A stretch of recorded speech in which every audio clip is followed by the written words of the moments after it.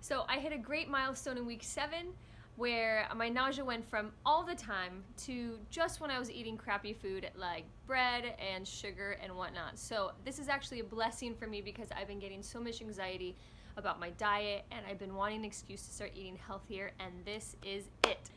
So by this time you're supposed to be upping your water intake tons. And my body loves to tell me when I'm failing at this. There was one day around week 8 where all of a sudden, within 1 minute, literally I could feel it happening, where all the moisture just got somehow sucked out of my body. It was like someone stuck a vacuum. I felt like it was one of those scenes from Stephen King's thinner horror movies. And I remember looking at my hands and freaking out and running over to my husband, and he was sincerely concerned. He was like, "Sarah, your hands look like they're 90 years old. You need to start drinking water." So one way I'm combating this issue is my good old water jug challenge I like to do to check in with my water intake every once in a while.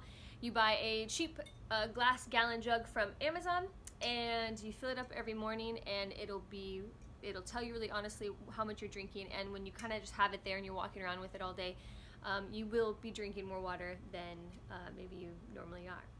So this one's new. As I mentioned in my last video, I was really excited that my pregnancy belly started to pop out pretty early. Thank you, bloating.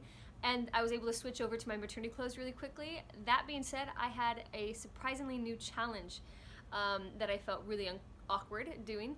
I wanted to start taking my pregnancy photos, keeping track of my belly growing. The only problem is week 8, I went to go take my photos, and guess what? I look like I'm in my 2nd trimester. And so I was like, if I'm already this big, then like there's not going to be any progression of photos being taken. So I literally had to do a photo shoot while sucking in my belly. I mean, what pregnant woman takes photos of her belly sucking it in? And you want to know that one of the most frustrating things for me right now that I've had to give up, and yes, number 1 is happy hour, but number 2 is, dear God, I've been wanting my massages. I love to get my massages. But every time I think about getting one, I start having flashes of me lying there and just farting in the masseuse's face all the time. And then I get all this anxiety, and then I just don't go get a massage. So I haven't had a massage, and it is killing me. This one's also kind of new. I remember having to peel out the first pregnancy. I think that's just a standard for everyone. But the pressure of my growing uterus has kind of put interesting kinks into my bladder. Now let me explain. I'll go to sit down and pee, and for some reason the motion of sitting down, it's like it puts a kink in somewhere in my bladder where I can't fully empty my pee. I feel like I do. And then I stand up, and as soon as I stand up, I'm like, I can feel it literally flush, like more pee just kind of flood into my bladder, and I'm like, crap, I have to go again. And I sit back down, I pee again, and then I stand up, and maybe I'll walk to the sink to wash my hands, and by the time I've walked to the sink, more pee has filled into my bladder. And it's like I cannot just sit down one time. Literally I repeat this cycle 3 or 4 times before I even feel comfortable leaving the bathroom.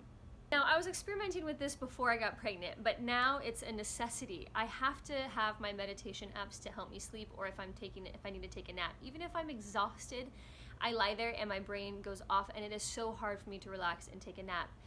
So if I have insomnia or whatnot and I just need help, I put on one of the apps. It's like, maybe I'll put on a 10-minute or less someone talking, and generally that can get my mind focused enough to fall asleep. Speaking of sleep battles, okay, so I have about a 15-minute window to fall asleep at night, or a new challenge happens in my body. So what happens is I'll wake up because I have to pee. I go to pee, I come back to bed, and I lay there, and I'm trying really hard to fall asleep, and I can't do it within my 15-minute window, and then bam, crap, I'm hungry. So I get up and I go to the kitchen, I grab a snack. I come back, brush my teeth, lay back in bed, trying to fall asleep, can't fall asleep. Guess what? I have to pee again.